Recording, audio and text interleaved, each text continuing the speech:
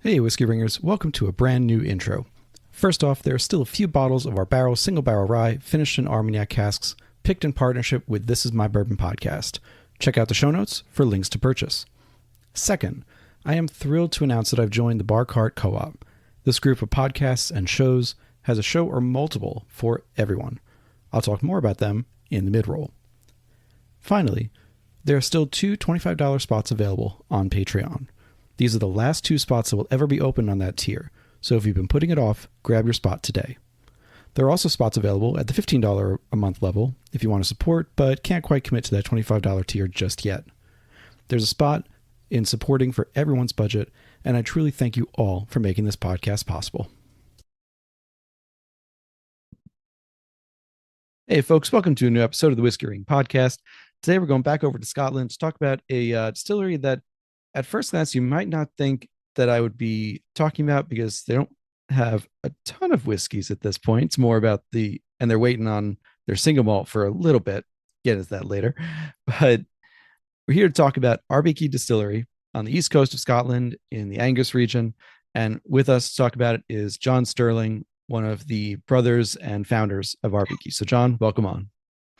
Hi, thanks very much, David, and to your audience. Delighted to be here. I'm looking forward to this, telling you about our story, where we've come from, where we've got to, and where we're going. I think that's the main thing. So, really looking forward to this. Absolutely. So let's start with a question that I usually only have to ask Scottish distillers or Irish distillers, which is, what does Arbikie mean? Yeah, so Arbikie is our family farm. So it's where my predecessors, my family of fourth generation on the farm, and we originally think it would have been part Viking and part Scots. So we're on the East Coast, so there's a lot of Viking raiders used to come and fight with the Scots, and then so a lot of people in the East Coast in particular of Scotland have a lot of Viking and Scots blood in them. So the name is originally, we believe, Viking, and it's just been with the farm. It's basically a place for as long as anyone's known it to be. Gotcha. And as I said, you've got, well, there's the family connection to the land itself, which is at your fourth generation, so it started around the 1920s. Your family's been farming for much longer than that, since the 1660s, I believe. So what kind of caused the move over? Was that part of the clearances? Yeah, no, it wasn't. So we originally, family comes from the West Coast, or actually quite close to Stirling, which is my last name, and we were farmers just outside Glasgow, really, and there, what happened was that in those days, milk production was actually doing really well, and actually it's a bit similar to maybe how Budweiser and Chicago and everything came about. Milk was the thing that made the most money in farming because you were feeding populations such as Glasgow. But there was a realization that actually the land around Glasgow wasn't that good, and actually farming in the East Coast, where it was much more cereal based, was much better.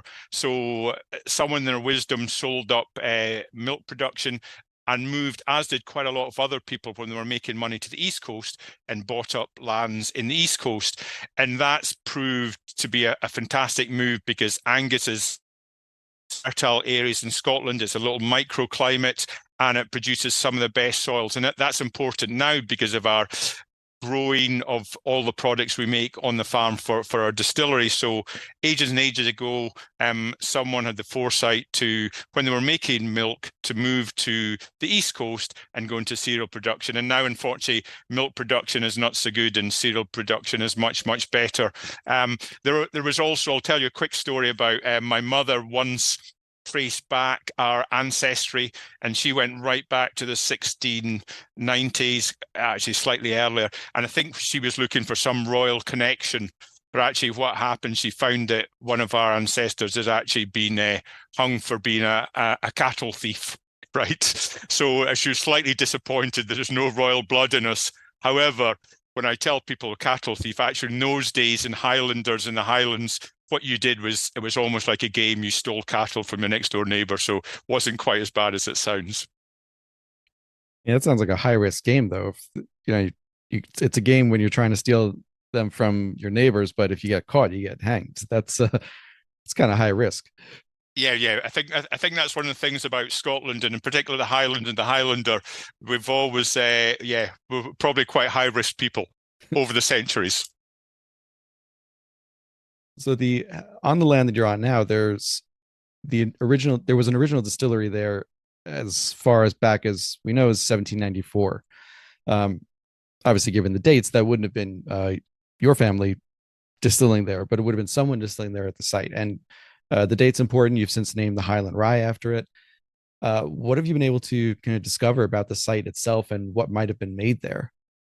Yeah, it's interesting, and it's actually important, and this is why we called it 1794 to our kind of whole farm field to bottle philosophy that we started from the very start. So we discovered on our family farm, Arbikie, that there was a distillery here, and we know that it from 1794, but actually it was before 1794. The reason we know 1794 is we have an ancient map, and it mentions distillery at Arbikie.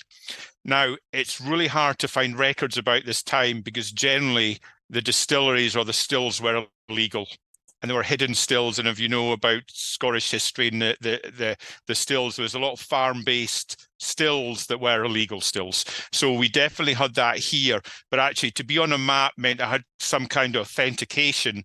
And then when we looked back and tried to trace it back, we found the original distiller at Inverkeeler, which is a little local village, and there's a headstone to Arbikie distiller.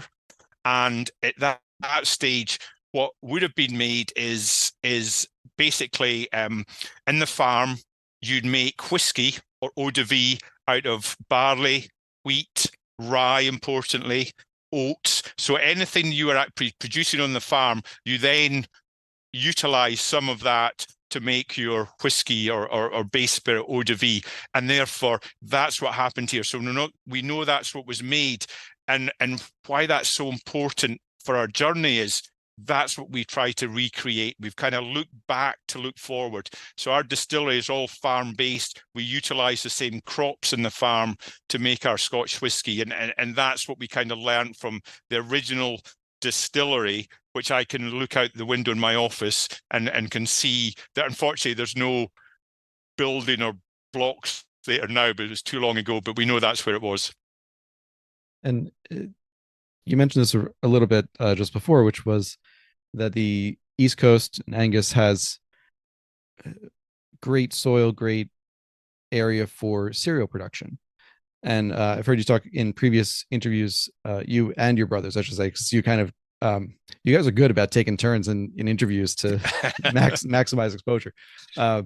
So on where you are overlooking Lunan Bay, you get lots of sunshine, not a ton of rain. So, water is sometimes a concern to that point, but it sounds great for crop growing more so than the West Coast, as you were saying. So how would you describe your terroir or your sense of place there? It's perfect because we have always been about terroir and our sense of place, and it's been slightly dismissed in the past. I think because of your really, really large distillery and everything, that you don't have the same, association with the land. And we've been farmers as well, so we've always looked after the soil. We know the growing conditions in Angus in particular, and the East Coast where we're based is it's a microclimate. It's one of the driest places in Scotland. I know people might find that hard to believe, Scotland and dry, but it's, we do have to look after water in the summer. We get a lot of sunlight, and what that does is it affects what we can grow, the varieties we can grow as well. So it's been really important in our journey that we know the heritage and the varieties of barley we're growing. We know the flavor profile. We also look after the soils. We're very much into sustainable farming practices, regenerative practices, and everything we do in our whiskey and other production starts in the field. So we trace everything to 2 centimeters. We know all inputs, outputs, and it really, anything that works its way into becoming our Scotch whiskey starts with the local environment, the soils, and the grains we grow. So it's fundamental to our whole story and actually to the taste of our whiskey. I had a question later on about this, but I think I'll move it forward, which was I saw the down to 2 centimeter tracking of certain things. What does that look like in practice? Like, are putting stakes every 2 centimeters? Is there an underground kind of web? Like, how do you measure it that way? Yeah, so I suppose one of the things as a distillery and as a farm we've always done is we always look back, but look back to go forward. So we won't necessarily do things that when we're looking back going, oh, this was always done this way, and say we must do it. We look back for the good things. And what happened in farming and agriculture was there used to be a lot smaller fields. They knew the fields better, and fields tended to be around the particular soils in it. So large scale farming now is much, much bigger fields. So you have much more diverse fields, much more diverse soils. So in terms of our farming, we utilize GPS. So every tractor has GPS signal on it. Any input we put into the soil, we trace to 2 centimeters. It gets fed back into computer programs and mapping systems.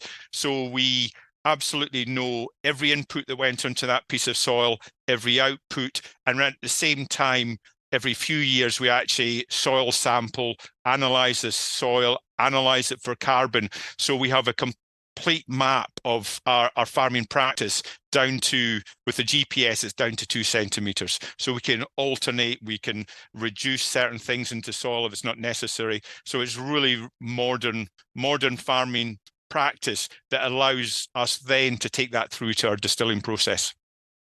So taking a step back from there, when you were on Winebow Insider last year, and I should say, uh, shout out to Winebow, to Monique at Winebow for making this connection, because they're just fantastic and not gatekeepers at all. You want a connection? Well, here we are. So thank you to them. So when you were on Winebow Insider last year, you said you and your brothers went back to practices that your father had been using in the 60s and 70s, more attention to the land, things like a 7-year crop rotation, nitrogen fixing as part of the crop rotation. You answered part of this already, but just to expand upon it, what else were you able to use from those older farming practices, and what did you find had to be adapted for today? Yeah, it's interesting because actually, when we start looking at all the kind of farming practices and soil health and the natural environment, and look to, do things more sustainably. But and I say sustainably, it's actually looking to do things better, less waste. Just be kind. We try to be kind to the planet. We try to be kind to people. Just generally to look at every aspect of farming. And therefore, when we started looking at things, and in particular rotation, so we practice what's known as regenerative farming, and that's really caring more about the soil, being kinder to all our natural environments. And when we were looking at that, we practice a 7-year rotation because that's the perfect rotation for us, and that just means certain break crops. It just makes the soil structure better. We noticed that my father, which I didn't know at the time, had grown peas, legumes. And part of that was because they're nitrogen fixing and they put natural nitrogen in the soil, and it just creates a much better rotation. And the reason I did that is because when we produced our Nadar vodka and gin, which was the first climate positive spirit in the world, that became that because legumes and peas are natural nitrogen fixing and are really important to the environment and soil structure. So that was one part. And then when we're doing this, we also trying to get away from too much fertilizer, too many chemicals going on, and just really modern large farming practice that doesn't really take care of the environment enough.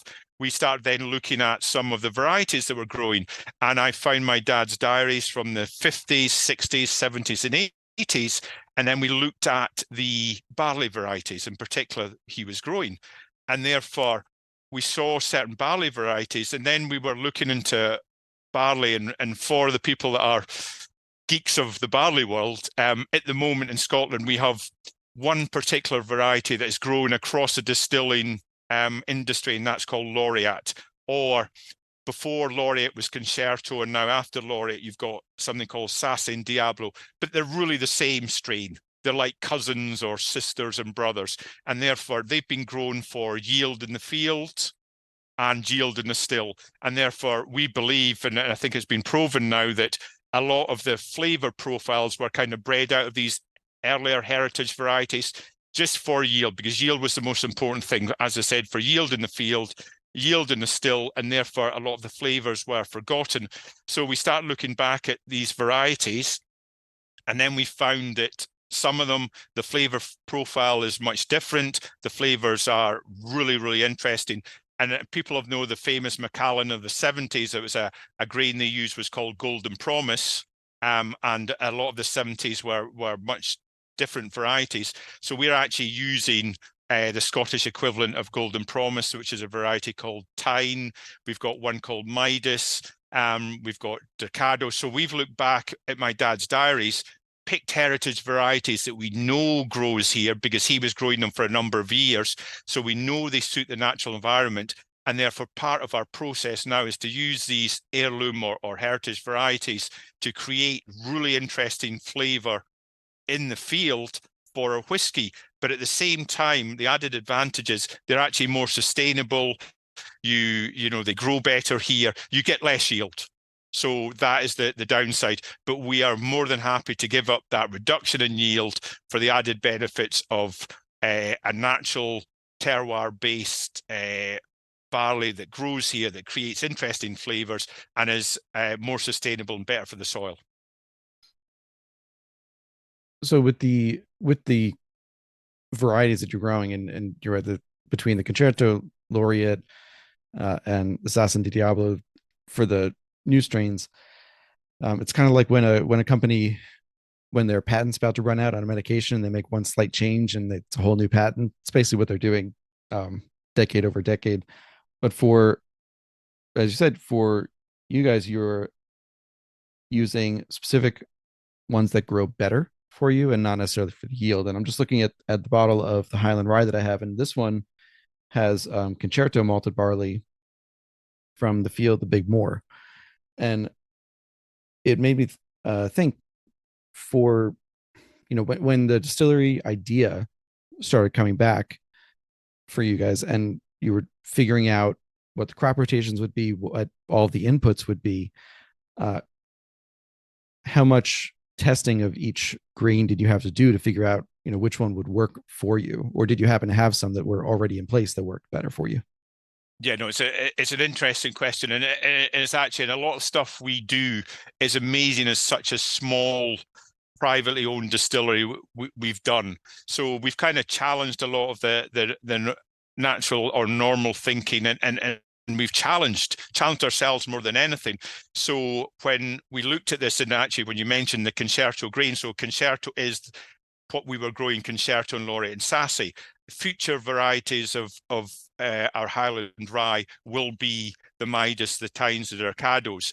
The reason our initial rye and that didn't go in there is because we had to go back to the seed banks and find the varieties that didn't exist anymore, or they just existed in the seed bank, and we had to spend 5 years multiplying them up from the seed bank to recreate the varieties. So before we can even utilize that's 5 years of development work we did 5 different varieties, because one could always fail. And therefore it was a long process to actually get to a position where we can now utilize grains that were used in the 70s and 80s. So that was, and it was when you're that small as well as us, it's not that easy to multiply things up from the seed bank and then carry it on. But we've now got a program in place. So going forward, we will always be about heritage varieties. But it's, and we had is we weren't going back and just choosing a random grain. And there's a lot of grains out there that are not used anymore. Because of my dad's diaries, we knew that he'd grown Tyne for 10 years. We knew he'd grown Midas. We'd seen it over the years. And if it wasn't successful here, you would have just seen it like 1 year or 2 year maximum in the diaries. They were 10, 15 years. So we knew in this, our natural environment, they would grow. So it was just the time taken to multiply up and to go back to that seed bank and recreate, the heritage grains. When to jump to the distillery itself. So moving forward from the farm, we'll return to the farm for sure, but the distillery itself, when you and your brothers were decided, we're going to build a distillery, we wanted to do the sustainable practices, we wanted to do X, Y, and Z. Uh, where did you look for inspiration and guidance in building them? We started the build in 2013, so we're relatively new, but I think our whole philosophy early on was about, let's go back to the way that Scotch whisky used to be made in Scotland years and years ago, which was farm-based distilling. So you utilised what was on the farm, you utilised the crops, and you created your Scotch whisky from that. So that's what we wanted to go back to. And within that farming, we started looking at that, it was also that there was a minimal waste, and this is actually going back to the 60s and 70s. The waste element in farming was minimal because you used a draft to feed the cattle, and then the dung from the straw and that came back, and you had a real circular economy. And with the way food productions happened in the UK, and I think this is true elsewhere, and the rise of the really, really big supermarkets, and without blaming them, it became about how you can produce cheaper and cheaper food. I know because people want cheaper food.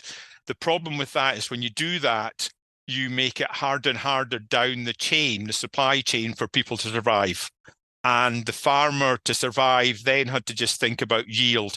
How do we produce yield? How can we basically, what in many ways happened is we became more a disposable society. So, you had so many things coming in, you basically disposed of or burnt. And now, when we looked at creating a distillery, it was about, okay, how can we go back to the ways things were done, more sustainable? How can we almost recreate the distilling model and have zero waste? How can we, get more flavor profile, work more with our natural living environment, and being a farm, we had that complete connection. So I think at the very start it was, and I think for people that want to, make a change, the ethos is more important than anything. If your ethos is, let's just try and do things better, let's just try and be kinder to the environment, kinder to so many different things, you can't do everything. So there's certain things we could do that we could do much better in terms of the planet and be more sustainable, but we can't afford it. So there's a commercial reality as well. And lots of people are at commercial reality. But within that commercial reality, there are small things you can do. And everyone does some small things, you can create massive change. So our philosophy was, let's just try and do the best we can, and then challenge ourselves. And all the stuff we're doing is, can we build this in a more sustainable way? Can we utilize our crops? Can we minimize waste? Can we create the most flavor profile possible? And I think one of the elements that helped us and allowed us to do this, and again, this is what sets us apart from a lot of distilleries, is we're private and we're privately owned, and we don't have any outside investors. And so we have no one telling us, you've got to do this, you've got to make a profit, you've got to, and I'm not taking away from people that, that's tried and tested business models, but it allowed us very much to follow our dream of what we wanted to do and just try and do things in the best way possible. And that set the stall out when we built the distillery, and our whole philosophy since then has followed this kind of trend. So to take that and connect it with not only the historical distillery that was there, but the farming practices and the strains that were being used, plus the ethos that you wanted to impart. There's a question I have about whether. Oh man, it just went right out of my head. Wow. Right. So when bringing all that together, we know that farmers really up until pretty recently with commercial grain and commodity grain, as you were saying, in terms of yields, and said that they're distilling anywhere in the world. They're distilling what's on the farm. They're distilling what they have left over and what's unsold and unused. So while we think of Scottish and Irish whiskey as being mostly barley, that's more of a, in the last 2 centuries, kind of change. So going back to the history of where you are, when you're looking to create this new mash bill, the first rye created in Scotland in over 100 years. How did you develop that mash bill? Yeah, so that's so is it exactly what you're saying. So when you're looking back to look forward, and we're looking at the grain, so we're looking at, I mean, we've been producing single malt for 10 years now, and we haven't released anything because we're only going to release it when it's ready. But when we're looking back and we're looking at all the elements of producing the single malt, so we're looking at different barley varieties and how you do that and how best to make that work, and all the other aspects we can come to later, yeast and other elements. We're looking at, okay, farm-based distilleries, what did they do? And we're reading and looking at what we're growing. And then, rye is a sore thumb sitting out there. We used to grow rye in the farm. It's obviously at the same time, rye start to do much better in the US and the northeast of America. There's, it's a lot of rye grown in Europe, a lot into bread in Scandinavia. And so we're looking at the crops and we're going, we've got to do a rye, because rye, went into Scotch whisky, and therefore we couldn't believe that no one had actually done it before us. I think we started realizing why once we started doing it. And we thought, we've actually got we're ethos is farm-based distillery, let's go at the rye. So we started growing our rye. The first rye we grew spring rye. Now, we're in the East Coast, which is, I kind of explained earlier, we're in the driest places in Scotland. We'll never grow spring rye again, because the challenge of spring rye is once you get into slightly more winter months, if it's too wet, rye is too hard. It gets stuck in the combine, it gets stuck everywhere. It turns into the equivalent of a porridge. So we created this fantastic spring rye, but only once, because the learning experience was actually, it was virtually too hard to grow. So we now go back and do winter rye. But I think our philosophy was, let's try the rye. So we knew we can grow it. And then it was a case of, okay, let's distill it now. So how do we distill it? And Kirsty and Christian, our distillers, had done a lot of research in this, looked at the way you can actually distill. And then it was a case of, once you start distilling and getting the flavor profiles out of the grains, because our rye was very much about the grain, how to show the different rye grain. And then you need malted barley. So our rye can never be 100% rye, because you're not allowed to use, to be a Scotch whisky, you can't use an enzyme. So it's got to be a natural enzyme. So you've always got, in a Scotch rye whisky, you've always got to have an element of malted barley, because that creates the enzyme. So we then started looking at the profile of rye, and we started off, when we were like, I think at 54% rye with an amount of wheat, because wheat adds some really nice elements. I think Pappy Van Winkle use a similar take on that, but also, and then an element of malted barley. And we played around. And the thing about development of Scotch whisky like this is there's no one solution. So people will like different scotches, they like different mash bills.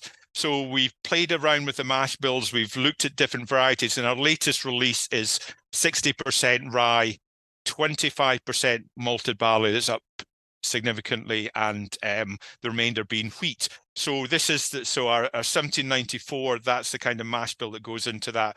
And the reason it's that is we do an awful lot of testing. In fact, my job that found that I've given myself really is chief taster. Not that I'm particularly good at tasting, I just enjoy the job.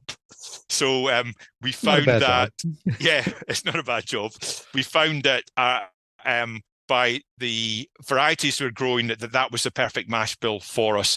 And when you're making rye, there's lots of challenges of making rye. It's harder to make than single malt. There's elements of frothing and challenges. And I think because it hadn't been done for so long, we're absolute pioneers in this. So we almost learned as we're going along, and we're definitely there, and now have the formula and the method of creating a rye, absolutely to a T. So putting a pin in that one, because I'm going to come back to that in a couple of minutes, which is I want to go back to the very beginning, and this was the idea for Arbikie coming around, which was early, 2012, 2013, a night in New York City with your brothers. Yeah. So my first question is, do you remember where in New York City it was? And no, I don't. And that kind of probably, when I tell you the story, it will become more clear. I have no idea. I think my brother, there was a bar called the Highlands, but we'd done two or three bars, and it was a very late day and long night. Sorry, continue. That was Sorry, yeah. So I think there was a bar at Highlands. I don't think it exists anymore, and it was certainly in that bar, but there was a couple of others, and so I think the vast majority of the idea came in the Highlands bar. gotcha. So the I'm personally invested in this because being based in New York City, I always want to know which bar you're at. Yeah. But when you're that night and maybe the next couple of days, I've heard you say and your brother say that you basically had a business plan by the end of that night. Yeah. And So going slightly back, the background is we all were born in Arbroath, brought up in the family farm, and therefore we're very much farmers' sons. But we all kind of went our different ways. So I was one of the first ever people in our family to go to university. So I went to Aberdeen University, and the reason for that is farmers and farmers' sons just tended to go and work on the land. But I went off to Aberdeen University and randomly studied politics, philosophy, and economics. And I say randomly because I never studied any of them before I'd gone to university. But I think I must have read it somewhere that was a good thing to do. So I went off to Aberdeen University, studied that, was enjoying life as a university student that much that I did a postgraduate in accountancy because it was one of the only postgraduates left. So I kind of stumbled into accountancy, trained with KPMG in Dundee, bored people to death as an accountant. Then luckily, as soon as I qualified, I went on international secondment. I decided my language skills were that poor that I wanted to go to an English-speaking country. Australia at that stage was out because it had gone to a downturn. The US would have been a natural place for me to go to, but and no one take offense at this, please, but I was told definitely don't go to the US. And the reason was because they said, don't go there because you're only going for 2 years, right? You've got to work far too hard and you get zero holidays, right? Vacation. So I thought, well, I don't fancy that, right? So that was off the list. And then about a week later, I get a call from London. It was KPMG's international secondment office was in London. And they said, we're starting a new office in the Turks and Caicos Islands. And I went, where? And they said, Southern Bahamas. I went, that's me. I can just tell. That's me. So I went off to the Southern Bahamas, to Turks and Caicos Islands, and helped set up the office there, and I ended up staying there for 4.5 years. But then I came back to the family farm. At the same time, one of my brothers had worked in the drinks industry, worked for, I think his first ever job was under Richard Patterson at White and Mackay, but he'd been involved in the drinks industry. So he knew the drinks industry. My other brother David was based in New York at the time. He's moved out to Connecticut, so he did a law degree, but also was in marketing. And therefore, we had 3 people that had all been at corporate, done different things in their life, and meeting in a bar in New York, and I'm sure it actually was the Highlands, which doesn't exist anymore. And we were talking about what we wanted to do, and then we all have a passion for whiskey, and we thought, why don't we build a distillery? And it's like, oh, that's a great idea, right? And the more the night went on, obviously, the better the idea became. But we did have knowledge of the whiskey industry. I had a financial background, and we had an absolute passion. And we kind of talked through it. And by the end of the night, we thought it was the best idea ever. But I suppose it was the next few days with sore heads. We did actually look at it and go, actually, the business plan makes sense. We're going to try and go back and do farm-based sustainable distillery. We've got the farm. We actually exist in buildings, and the plan kind of came together after that, and that set us on the journey of where we are now. And it's been an absolutely fantastic journey. Like any business, there's always challenges, but this is easily the best industry I've been involved in. Based upon your family's history in growing the crops already on that farm, did you guys know from the beginning that you were also going to make a rye? No, we didn't. So at the very start, we were all about creating a single malt, and still are. The aim was to create the best single malt in the world, single malt Scotch. That's still our aim, right? Whether we get there, but and the reason I say that is because we don't compromise on anything. So we have really long fermentation, really narrow cut. We buy the best casks. We do the heritage varieties. So cost is not the element. It is about trying to produce the best distiller, and that's always been our aim. And that's why we also haven't released it, because we believe it's got to get a certain age before you release a single malt that's of real quality. Young stuff is interesting, but this was certainly our business philosophy, and I think to get there, we then re-looked at the business model, and in many ways that's why we always produce our vodka and our gin as well. Farm-based, anything on the farm, you're creating potentially waste products. That gave us the cash flow. So creating our own vodkas 7 days and the gin is 10 days. So that gave us an initial input into, cash flow to sustain our business and allow us to lay down our single malt. And it was actually, when we're doing this, we're then looking at, we're innovative and experimental. It's like, what can we produce? And it's like rye, we're growing rye. So the ones we looked at were rye and oats. So because they were the natural ones that would have been produced in farm-based distilleries, and wheat as well, but farm-based distilleries. And therefore that's where but that we were probably about a year in before, I think, because going from zero to think, how on earth do we build this distillery? And we built it kind of ourselves with our farm labor.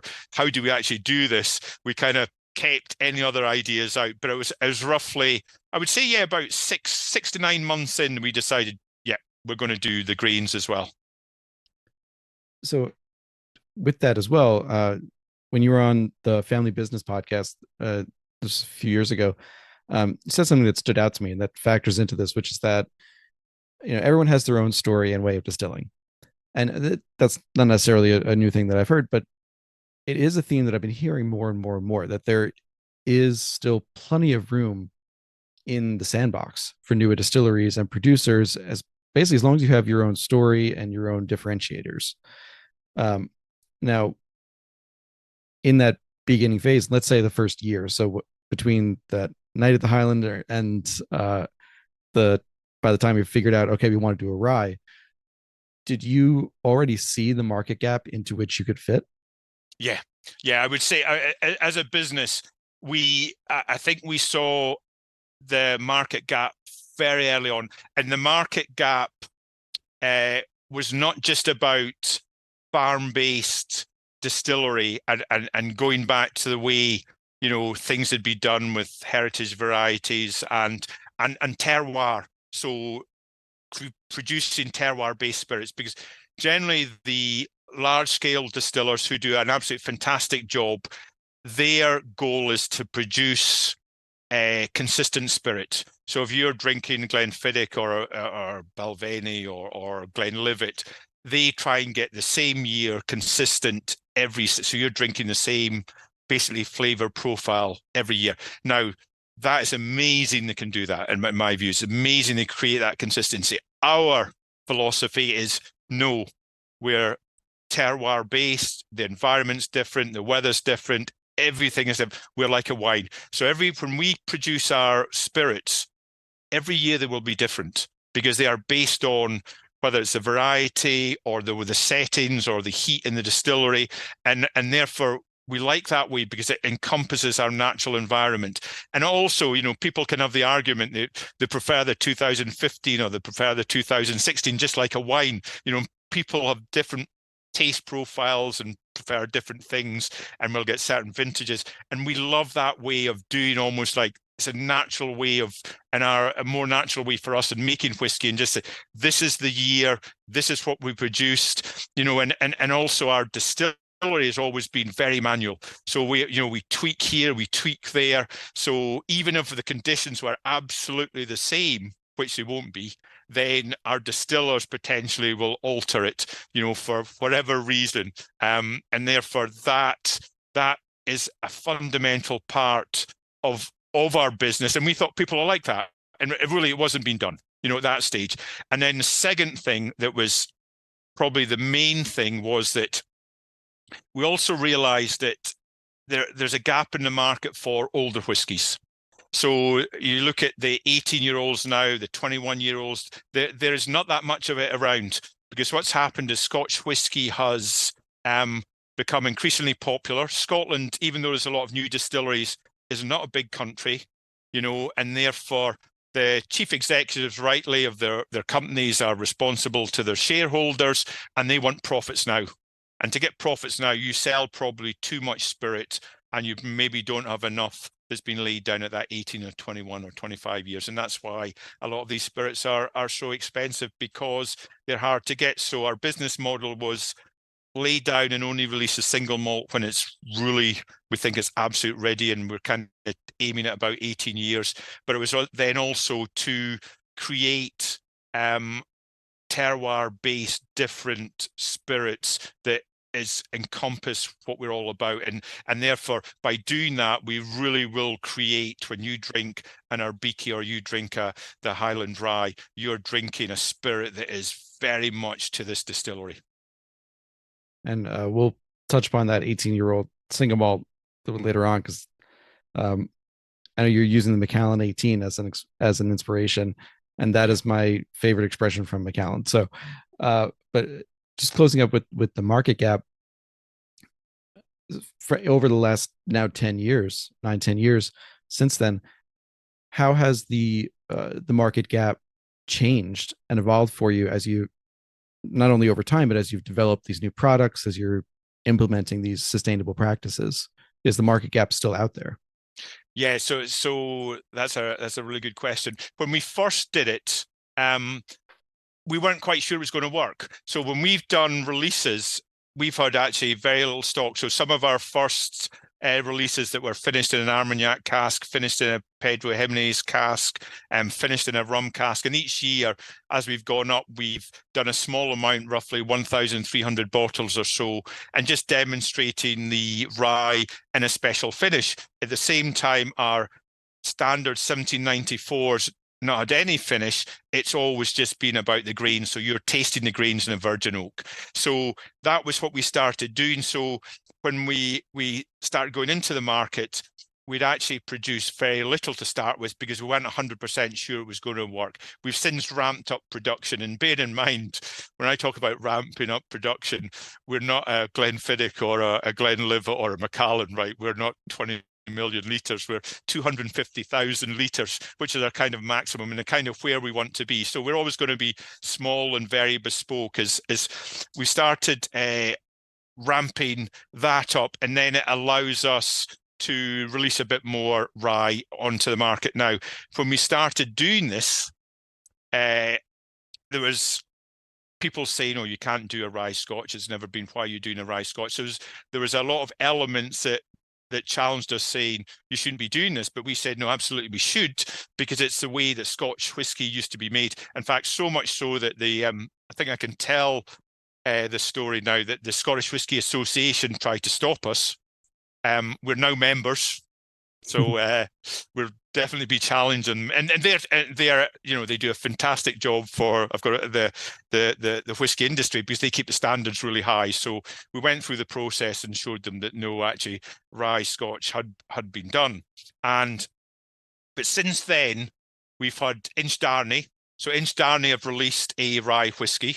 So they're based in Fife, and they are producing quite a lot of rye whiskey. So they've come onto the market. And Bruichladdich, they have produced a rye whiskey as well. So now we're not the only rye Scotch whiskey in the world. There are two others, but we've certainly set out a new category.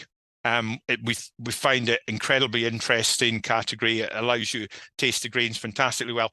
And I think now, at the last count, there is 8 other Scotch whisky making distilleries making rye whisky. So you're going to see, I think, in the next coming years, a lot more rye Scotch enter the market, which, we think is a good thing.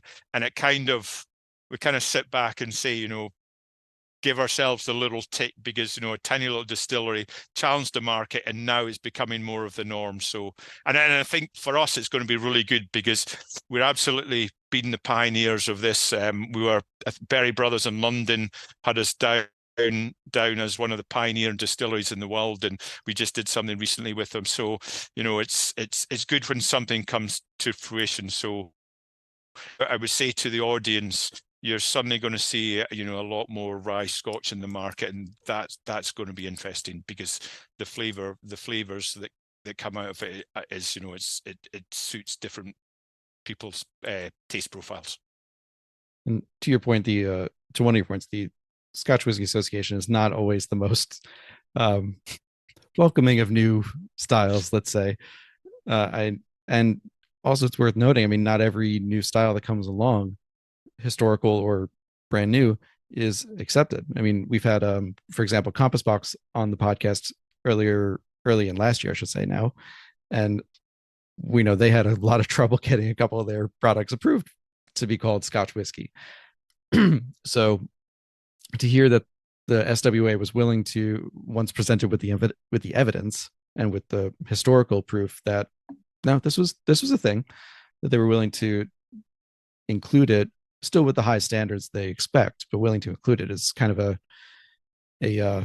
let's call that in the win column for sure, both for you as a company, but also for the consumer who's looking for something a little different that could still be called Scotch. And with as you're saying, with over half a dozen ryes now potentially coming from Scotland, up to 8, are you kind of bouncing off of the rise in rye products from America as well, where we're seeing huge rye revival? I think it's interesting because we've done a couple of taste tests and with the other Scotch ryes, and it's amazing within the rye Scotch category how each bottle that you'll taste it is different. Now, there's no question in my mind as well that rye Scotch is significantly different from American rye, and also Canadian rye, and actually some of the European ones. So there's definitely, you get the rye Scotch taste that, you can absolutely tell it from other ryes around the world, which I think is great. It doesn't necessarily, it's not absolutely important, but I think it's good that it just kind of demonstrates the way we make it creates a slightly different flavor profile. So I think that's really interesting. And just jumping back to the mash bill that you're talking about earlier, 60% rye, 25% malted barley, 15% wheat. I want to just clarify because I think I heard something before and I wasn't sure about it, but obviously the flavor is going to be slightly different from year to year.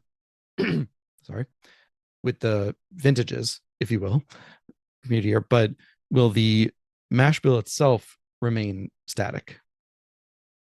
That's a very good question. That's one that I can't answer because I kind of get told. It's one of the things that we've got I know my limitations, and one is I'm not a distiller, so our distilling team I think we're at the moment, we're quite consistent on this mash bill, but there is no question that if, for whatever reason, the varieties or the season means that mash bill changes slightly, they will change it, and they'll have 100% backing, because when we're doing this, it's about trying to produce and extract the maximum flavor and the best flavor profile of the whiskey.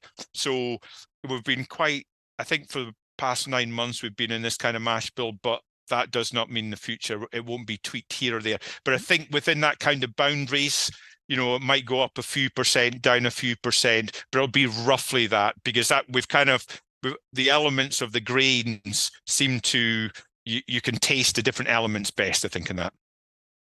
And I'll be honest, that's you're doing so many interesting and noteworthy things at Arbikie. I think that might be the one that stood out to me as the most potentially innovative from a product standpoint, was this idea that the mash bill can change slightly. Because if you're looking at it from especially either an American audience or even a Scotch single malt audience, where it's 100% barley for the Scotch, or American, we're obsessed with mash bills and consistency from year to year, really with the exception of single barrels where we're looking for something out of the ordinary. To have the same product, the same Scottish rye from Arbikie that is changing from year to year, not only because of whatever the environmental and climatic conditions might be, but also because a couple of percentage points difference could make a different flavor and achieve what you want to, from a collector standpoint, but also a vertical tasting standpoint. That could be an incredibly fun thing to explore, to say, oh, well, this year was 62% rye or 59% rye. Do you taste the difference? And how do you taste it? And I think, I don't know, those kinds of things excite me the most. I know it's extremely nerdy of me in the whiskey world, but it's, I don't know, I find that particularly interesting. I would echo that. And actually, when we brought out the initial rise, you'll see the 1794, the batch 2021, 2020, 2021. We actually called this one batch 22, and they're all different. And there's some of the reasons for that is one was done at, rye at 54%, 53. This is up to 60 now. And therefore, these small tweaks, it's amazing actually how much of a difference they can make. And I think, I think that's amongst all the other elements of the different grains and the different profile of that is certainly an element that still can significantly change the profile. And with that, I think that's a perfect segue into talking about your distilling team, which is, as I said, Kirsty and Christian, both have degrees from Heriot-Watt, one of the epicenters of learning brewing and distilling anywhere in the world, not just in Scotland. So starting off from just their first interaction, how did you find them or get connected with them?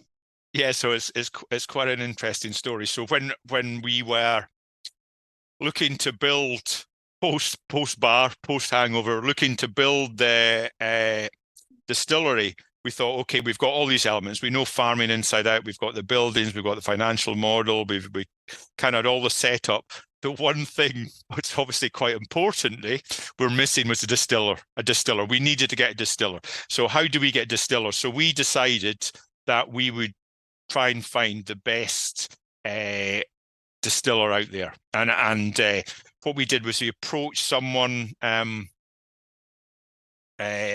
who had worked, actually, I'll say it, we approached a person called Alan Barclay, who was ex-Diageo and looked after their 47 distilleries at whatever one stage, but been in the industry all this time. He was then visiting professor at Heriot-Watt University. We knew him. And actually, back one step, when we were building the distillery, we actually had, and I've got to credit people with a massive amount of help from the distilling industry, whether they were retired or they were semi-retired or even working for other distillers, but loved our whole concept and what we were doing. They helped us massively. And one of these people was Alan Barclay. And we actually said to him, look, Alan, do you know any really outstanding distillers out there, or this is what we're trying to do? And he said, unquestionably, Kirsty Black. She's at Heriot-Watt. She's an outstanding talent. And actually, at that stage, even at university, when she'd gone back to Heriot-Watt doing her degree, she produced a gin called Pickering's Gin in Edinburgh. So there's a gin called. So even when she was a student, she'd already produced a gin. They always tell us it's the first gin she's ever produced, and we just remind them she was just learning at that stage. So now she's fully qualified. She can produce a proper one. But yeah, so we were lucky that we got her, and at the same time, Christian Perez followed, and his background is wine. So he's originally from Venezuela, Chile. He spent time in California. He spent time in Australia. He really looks after a cask program, but they work incredibly well. Now, I think the importance of both of them was they're absolutely on the same page from the very start of what we're trying to do here. So it was about, producing the best we can, being innovative, being sustainable, all these elements, and we meet all the time and go through and challenge each other. And so we've got a very challenging environment in a good way. Why are we doing this? Can we do it better? But also a really innovative distillers. So we always try and challenge the norm. Why are we doing this? Is there a better way of doing it? A lot of times there's not, because there's a reason you do certain things, because that's the best way of doing it. But we always try and look and challenge. And we were, of all the things, I think in any business, anyone that has a business, you can do the right things, but you need a bit of luck. And our luck was getting, two absolute world-class distillers, and with the same vision that we had. So that, it was absolute vital element to what we're doing. And Kirsty in particular, as you were saying, she has a PhD focus on the extraction of alcohol from legumes. She's continued publishing papers since being getting her degree and since being at Arbikie. Following up on the dissertation, I'm looking forward to reading some of them because they really piqued my interest. I'm interested in the scientific and chemical side of this as well. Right. To your Well, I guess that question is kind of answered as she was already producing a gin, but I was going to ask if, her plan was always to go into distilling in some capacity.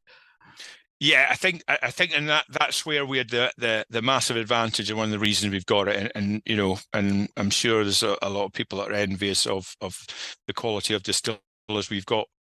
I think what got her, and I'm speaking from my point of view. She might tell you something completely different, right? It wasn't the money, I can tell you that much. It was, I think the reason we got her was and she was instrumental with me in building the distillery from scratch. So we basically put together the elements with the farm labourers and people who were blacksmiths, and built it ourselves. As from the very start, we had this vision of starting a new distillery and working our way all the way through to producing the best single malt and the best spirits we possibly could. And I think that to manage to do that, there's very few people, in Scotland that, one, has ever done that, or two, will ever have the opportunity to do that. And I think, we gave her the opportunity and hopefully the tools to do that as well. So as you said, you got Kirsty on and you were able to build the distillery with her. So what does that still set up? Well, not even the still setup. What does the setup look like from mashing to stills to warehousing? Yeah, good point. So everything is on the farm, and the warehousing's on the farm. So we try and do everything. The one thing we don't do at the moment is we don't have our own maltings. Hopefully in the future, in the near future, we will have, which will just close that loop.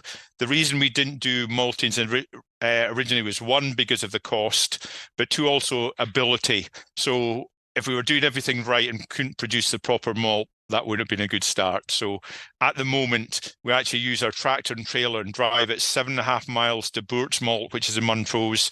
They malt our specification and we drive it back. So it's not the biggest footprint in the world, but somewhere down the line that we will build our own maltings to close that loop. So our setup is, we use Carl's stills. So Carl's a company based in Germany. The reason, most of the stills in Scotland is a company called Forsyth. And at the time we approached Forsyth, who are a brilliant company, it was going to be 2 years before they can do our stills. And they were also doing quite a lot of work in the North Sea fabrication. So we thought we need to get up and running quicker than that. And Carl, who had done a lot in Germany but never done a Scotch whisky, they work very, very closely in designing our stills and our setup, and because we're also producing vodka, so we've got a stripping column as well, and all our fermenters, they were a good partner to actually do that combination of different spirits, but also bespoke Scotch whisky stills. So we've got our wash still, their spirit still, and we've got a separate gin still. We've got a 42 plate stripping column still, and then it's our modern. I mean, we've got modern fermenters.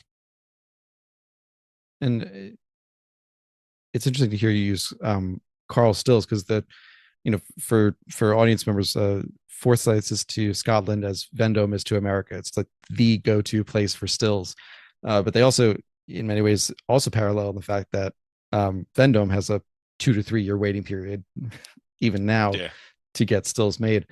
So Carl Stills are popping up more and more, and the thing that I hear most about them from people who use them is that they're incredibly versatile and they're customizable. So, if you want to, I guess I'll just put it that way. They're very customizable. So you can have 1 or 2 stills that can make 6 or 7 different spirits just based on how you close the plates or how high you want to go in that column. Like if you don't want to use all 42 plates, if you want to go lower or change the perforations. And so the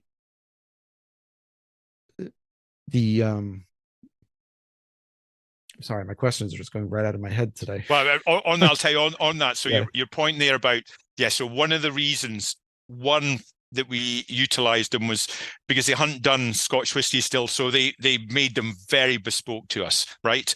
So the pot stills very bespoke, they're absolute to our design and everything, and they work so closely.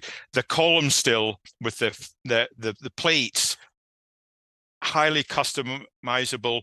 With the ability we've got to change the way we make spirits it's unending. Actually, it's almost like, so we could change the way we make spirits 365 days a year. So the advantage of that is it allows you complete flexibility and to do what you're doing. I suppose the slight disadvantage is you really need to know what you're doing, right? Because if you get carried away, the ultimate aim of doing that is to create great spirits. So I think, they were, they were excellent with us. And our setup gives us unbelievable flexibility, but taking nothing away from Forsyth, because they're a brilliant company as well. And just before we get into the products themselves, which are quite exciting, the last other question I had was, you're working with Scottish universities and institutes of higher learning, such as the Hutton Institute, on what you're doing on the farm and distillation. I'm curious to just know a little bit more about what kind of collaborative work you're doing with them. Yeah, so the one thing about Kirsty is she's plant-based scientist. So anything we do is got to be scientific based. So there's no random marketing claims from us, and that's why we're.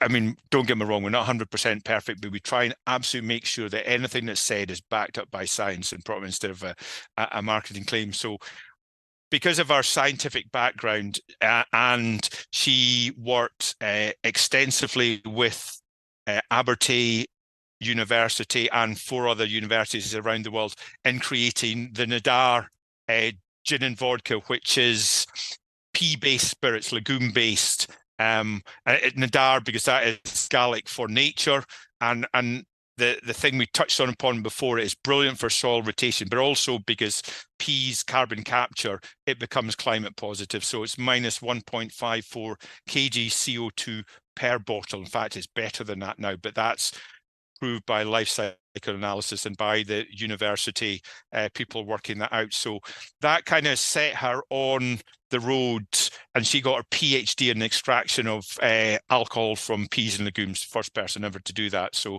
she's absolutely, she probably doesn't get enough credit for the Nadar spirits, because it's absolute genius. And it's not just genius, but it allows for significant development of people producing spirits in a better, more caring way. And I think a point that we should raise on this is, we didn't IP it. We didn't take any intellectual property or anything out. It's open source. It's basically anyone. We want to encourage people out there to actually utilize the research that Kirsty and our colleagues at university have done to actually use this and create spirits. And so we're actually encouraging this instead of trying to make money, because it's way more important than us. So that kind of set her on the path. And because she's now very, very round and gets asked to speak around the world and her distilling techniques, and whether it's single malt or rye or the Nadar spirits. So her technical ability is absolutely fantastic, and that results her working with people such as the Hutton Institute. So the Hutton Institute is a centre of learning. In particular, they've got a barley hub, so they do an awful lot of stuff with the developments of different varieties of barley and soil content, and really everything to do with farming. So we work closely in a number of projects with them. One was called intercropping, where we have undersown barley with peas. So what that does is naturally carbon fixes, takes natural nitrogen out of the soil, and then allows the barley to utilize that nitrogen instead of using artificial fertilizer. So that's an ongoing 3-year project. It's got a long way to go yet, but that's one of the projects we've been working on. We work on a net zero potato with another unit, and that's about how you can reduce your carbon footprint of farming.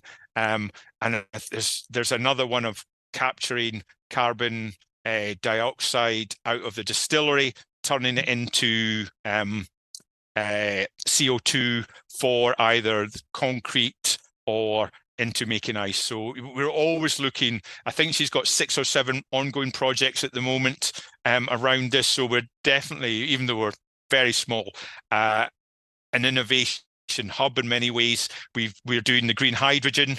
So we're going to be the first distillery in the world that has green hydrogen. So all these, it's one of the advantages of doing what we're doing and working with universities and being very open. So we have numerous distillers that come and look and see what we're doing. We're an open book to working with people and working for the better of distilling and the better of the environment. And that actually then, working with great people around the world allows us to produce some really interesting stuff. Absolutely. And that's a great segue into the third section, which is about the products. And the ones that I've tried have all been fantastic. So just for the audience sake, I've gotten to try the Nadar vodka, the Highland Rye 1794, but also the Arbikie strawberry vodka. And the strawberry vodka was the first product I tried. Now, if you've listened to pretty much any other episode of this podcast, listeners, you'll know I love Travel Bar in Brooklyn. And Mike is not much of a vodka person. Neither am I, really. I don't have anything particularly against it. It's just not usually that interesting, because vodka is normally just stripped for flavor and it's just alcohol. So there's one vodka that he holds behind the bar that isn't for well drinks, and that is the Arbikie strawberry vodka. And he tried me on it one time, and I loved it so much that I brought friends multiple times since then to Travel Bar to try it. Because obviously it's not an expensive dram. It's maybe a little more than a typical vodka, but it's for good reason. And for me, just starting with the strawberry as we go through these, my takeaway from it is it almost drank more like kind of a strawberry liqueur, a little lighter than a fortified wine, but much more flavorful, much more mouthfeel than you'd expect with a typical vodka. And to put it bluntly, in the way that I think about vodka sometimes, it made it worth the drink, because you were getting something other than just alcohol. So I'm curious to just ask a little bit about that. Sorry. Sure. Just ask a little bit about that, because in one interview in 2021, you said that the strawberry vodka took a while to get right. It wasn't just about adding strawberry flavor; it was really using real strawberries. So I'll throw it to you. Yeah, it was a 2-year project to make strawberry vodka. So one of the things when we did the distillery is I alluded to before, we produce vodka and gin, and that was a way of utilizing farm waste. So we produce a potato vodka because we grow 6,000 tons of potatoes on the farm. So it allows an outlet for any kind of waste potato. We do a wheat vodka, which is more like a Grey Goose. And then we did the Nadar, which is the pea-based. Now, I agree with most vodkas are just grain neutral spirit. We tried to show the difference of actually making vodka with taste, right? Which does, some people drink and say, oh, what's that? You know, it's actually got some flavor profile. And we had that a bit with the potato vodka to start with. And in particular, because everyone says, oh, is vodka not made from potatoes? But less than 5% of the world's vodka is now made from potatoes, mainly because it's harder, more expensive to do. So we kind of, and actually when we're making, the importance of making things like vodkas, when we make vodka, we use 3 different varieties of potatoes: Coulter, Maris Piper, and King Edward. Now, we can tell the difference at 96% between the potatoes. So for instance, Coulter has a slightly more earthy feel. So this talk about absolute neutral, if you're analyzing taste and flavor and profile, we were with a vodka, which is neutral spirit, we could actually taste. So we knew immediately in terms of the heritage varieties that yes, barley does have different tastes, and that pushed us on, because if we can tell in vodka and potatoes, you can tell in barley 100%. So on in the single malt. So we created these 3 vodkas, and they're all slightly different. But when we're doing that, we also, my cousin now, we grow everything on the farm apart from our strawberries, because my cousin is just across the road, at the other side of the road. He produces strawberries in a major way. So we took his strawberries, his waste strawberries, and then produced that into creating a strawberry-based vodka. And most vodkas are just some chemical element added to create a flavored vodka. And it's not my thing. If it was your thing, great, but it's not my thing. So we wanted not my to thing produce either, don't worry. an absolute natural vodka. So to do that, strawberries have quite a lot of water content. So it took Kirsty approximately 2 years to develop the strawberry flavored vodka. And one of the challenges there was she managed to do it, but then it would lose its smell or its taste over time. So that's why actually our vodka is 50% ABV, so 100% proof. It's got to be a certain level of alcohol to retain the smell, the sort of strawberry jam smell. And then there was other elements of binding the strawberry elements into the vodka and keeping all that. So it is a bit of a work of art. The other thing is that we only produce, 5,000 bottles a year maximum. It depends on my cousin's strawberry crop. So it could be 4,000. So it will never be, wherever he's got waste strawberries, and that's what we produce, and we'll never produce any more. So I think that's actually the ethos of that, and the way of utilizing a kind of waste product into such an interesting vodka. It's a great story. And I love it as well. Like you said, I don't have a vodka. No, it's not true. I have one vodka in the house, but the only reason I use it is for cooking.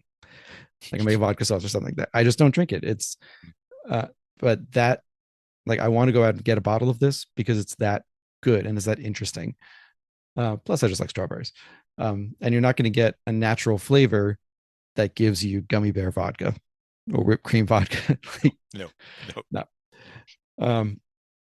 So earlier, jumping to another product, Kirsty's gin. So before you said it takes about 10 days to make it. Now, I want to maybe clarify on this, because I'd heard on read on a different interview that it really takes like kind of a year to make in total in terms of harvesting and all that, starting harvest in April and then eventually distilling in January. So what goes into creating that spirit? Yeah, so that's true. So actually it's, the actual distillation process is about 10 days. But actually our whole ethos of the distillery is we only utilize things that are grown on the farm. So when Kirsty was making her first gin, it was about, okay, what is being grown on the farm? And so the base spirit, and most gins, they buy in the grain neutral spirit. So there's producers somewhere that will produce massive bulk industrial process. They buy that in, and then you add your botanicals and make your gin. Everything we do, so we start by making the base spirit, the vodka, and that's why ours is immediately different. So we control the vodka process as well. So to make Kirsty's, it was about utilizing our potato-based spirit, therefore it's naturally gluten-free as well. Is that we utilize that, and then we try to produce a relatively classical gin. So there's elements, there's blaeberries, and blaeberries is Scottish blueberry. So that we grow that. We've got tunnels, we grow that in. Carline thistle, which is slight, it's a little plant that grows roughly between us and the sea and on the land. And then kelp, we use kelp. So where we are, we look out into Lunan Bay, which is the North Sea. And actually our distiller, Christian, who's the guy from South America, Chile, free dives. So actually free dives in Lunan Bay and picks up the kelp, which we drive, and that gives salty elements to the botanicals for making Kirsty's. And he also surfs. And if anyone's been to Scotland and come across the North Sea, it's you sometimes see polar bears swimming past on summer vacation, so that's how cold it is. So it's he's very brave.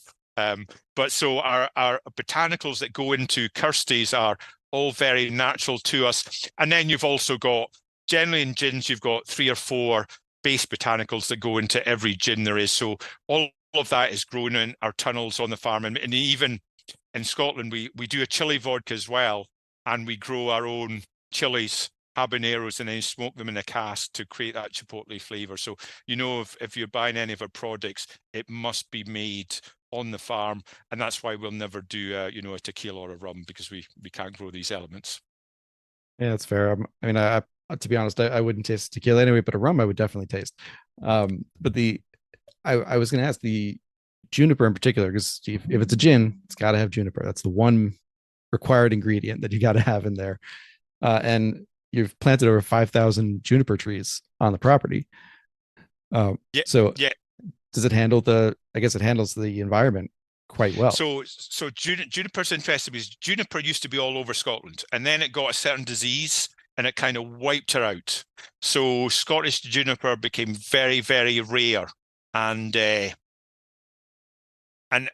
we took it upon ourselves, let's start planting juniper, because juniper for a Scottish-based gin is absolutely the story.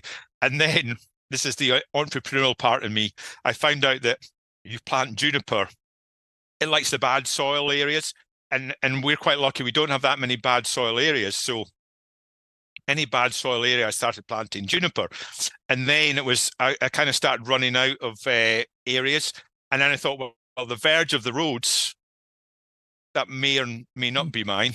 Probably shouldn't say this live on air. So along a lot of the verges, we've got juniper as well, right? So really, we started buying about 5,000 plants a year, and we've got extensive juniper. I would also, just for clarity as well, while I say we grow everything, we have used non-Scottish juniper as we wait for our juniper to mature. So, but the elements of what we're doing is that we'll create all our own juniper, because we want to be, that 100% everything on the farm.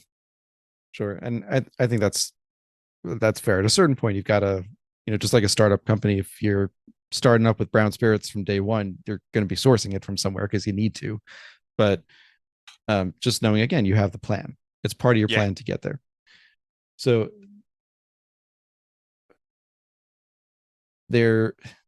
now I have 2 more bottles to get. Now I think about it, because now I got to try the Kirsty's gin as well. Right. So the next one I wanted to talk about was going back to the Nadar vodka, and this is the pea-based, carbon negative, climate positive. So you've talked a little bit about it before, about the negative 1.54 kilograms of CO2 per bottle. It's also, I should note, it's it doesn't come in any additional packaging or anything like that. So there's no kind of add-on costs of packaging or transportation that goes into CO2 beyond what's necessary just to get it out to the market. So it goes back to that sustainability ethos that's been part of it, that's been woven throughout this interview. As the Let me ask it this way: being sustainable, particularly when you're starting out, when you're smaller, when you have the ability to do so more easily. As you said earlier, it's not always economically possible or commercially possible to do everything that you guys are doing at Arbikie, but it is possible to do some of these. So for me, I mean, I look at it, it's clearly a worthy endeavor. It's something that people should be exploring to the extent possible. And I wish, if more producers would adapt even half of these, we'd be in a pretty good situation. So I guess my question as a consumer who's tasting these products, particularly the Nadar products, which are climate positive, is how do these processes affect the final product in both taste and perhaps more importantly in price? Yeah, so in terms of what we do, and in terms of our ethos, and it's like it's trouble with sustainability in many ways is everyone utilizes it now or whatever, and there's so many claims out there. I just always put it back to being kinder. Kinder. It's about being kinder to your natural environment, kinder to the soils we do, kinder to people, reduce your waste, just things. Why wouldn't you want to do those things, So whatever the arguments and, there's people, people might not believe that, that there's those changing climate. Well, you don't have to believe that. You've just got to think, why would I try to have less waste? Why wouldn't I, try to do things better to the environment? So that's always kind of been our argument. So from the very start, by utilizing that, there is and I'll come back to the aspect about being a new distillery. It's more easy to be sustainable. That's not necessarily the case. There's commercial challenges, and I think everyone's got to work within their commercial challenge, but there's so many different things, particularly around the waste, you can do. The multinationals, while they have older distilleries, they have the cash to do things. Tomorrow they could change it substantially. It's all about your priorities, but I also realize they've got shareholders. So I think if everyone gets in the journey and does their own little bit, it makes the world a better place. In terms of our own products, the cost it's always more. By making our own base spirit, it costs more. Our vodka costs 4 times as much to make as buying in grain neutral spirit. That's significant. Significant. Yeah. So it costs more, but for us, it's worth it for doing the right things, but also the traceability of knowing this is where it came from, this is where it produced, this is the elements you're tasting. So when we produce the taste, it's elements of where we are in Scotland, it's elements of our soil, it's the natural environment. You get elements of that in the spirit, right? And I think that's really important for us as well. And I think with spirits, to be interesting, you should manage to taste that slightly different profile in them, because otherwise everything's going to taste the same.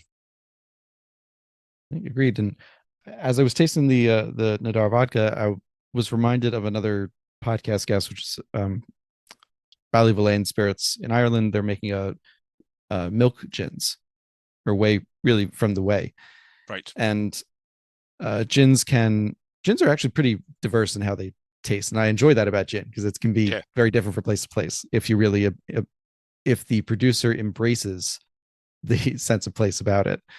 But still, that having a milk based gin is quite a different experience than just a grain neutral gin.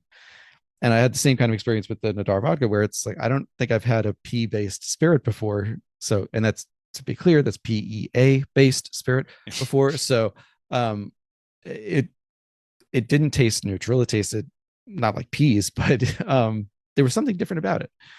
And I guess I just wanted to appreciate that, for the fact that it's a different experience, it's different taste.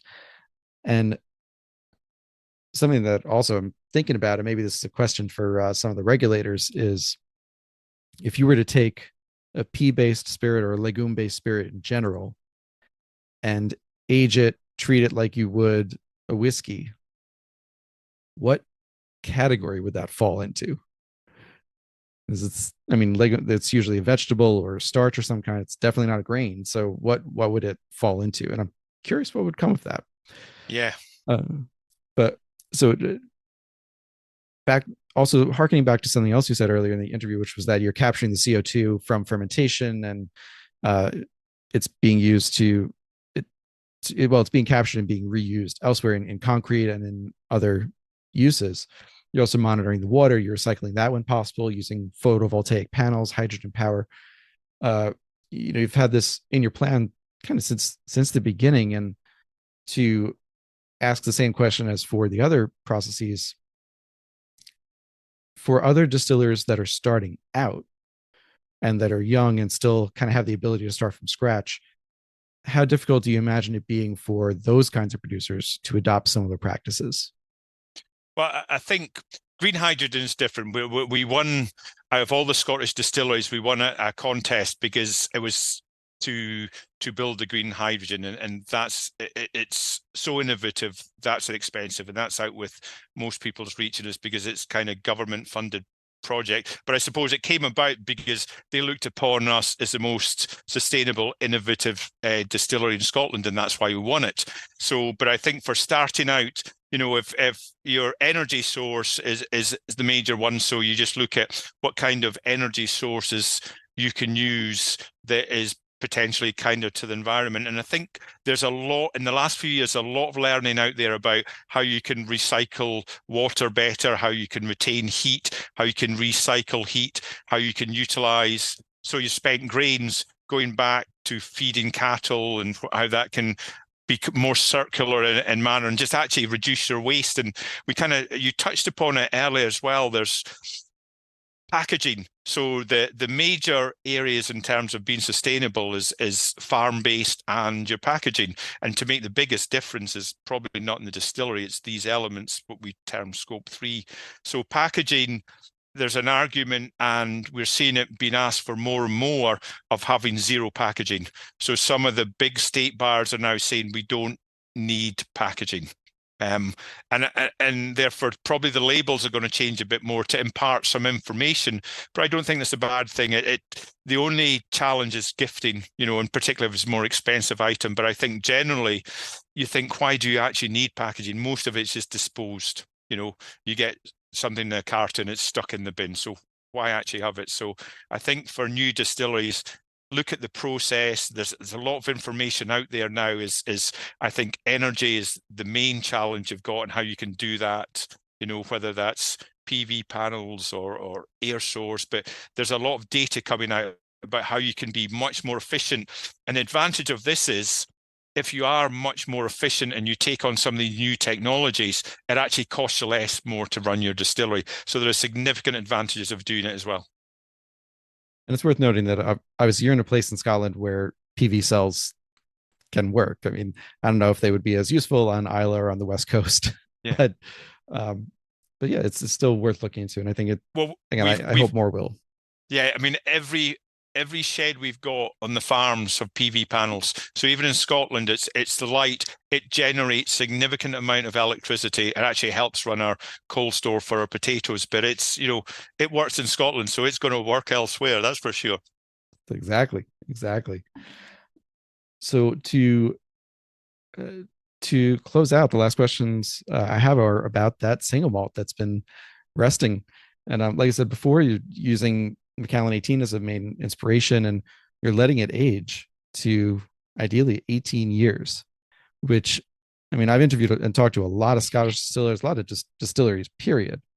Nobody is waiting to release their single malt until it's 18 years old.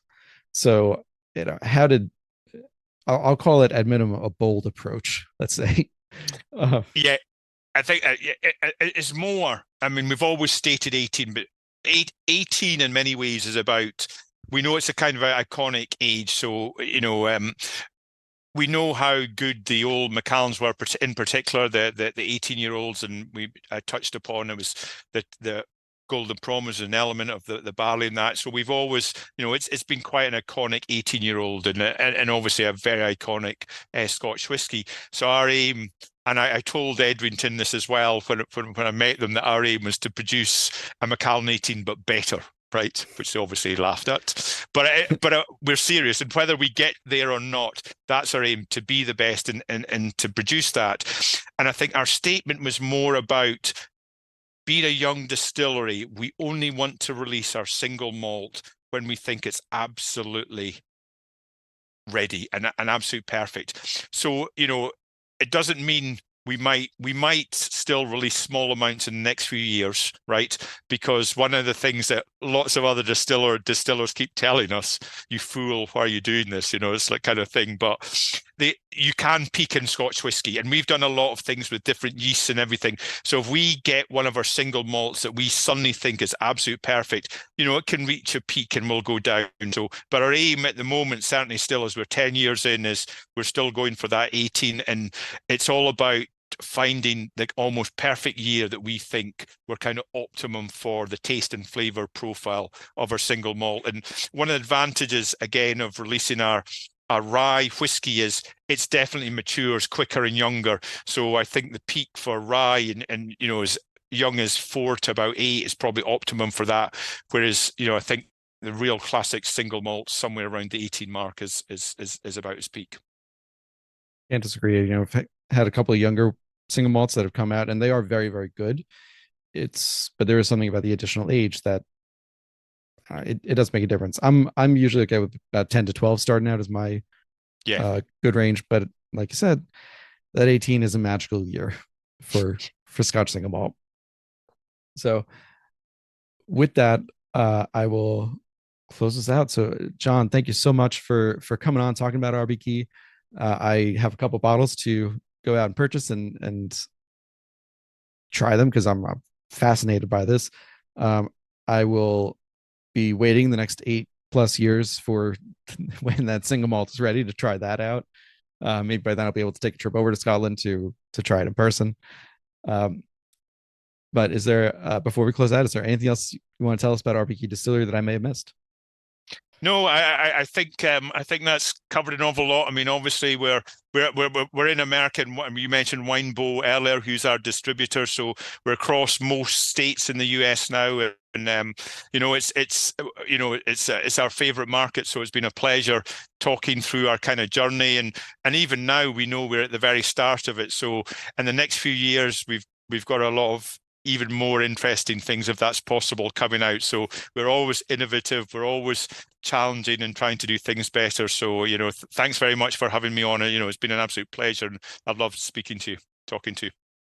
Thanks so much, and hang on with me for just a sec after we finish the recording. This has been another episode of the Whiskering Podcast. Thank you everyone for listening. Subscribe wherever you can, follow, leave reviews, and as always, we will see you next week. Hey folks, thanks for listening to another episode of the Whiskering Podcast. If you like what you hear, please go ahead and click that subscribe, follow, or like button.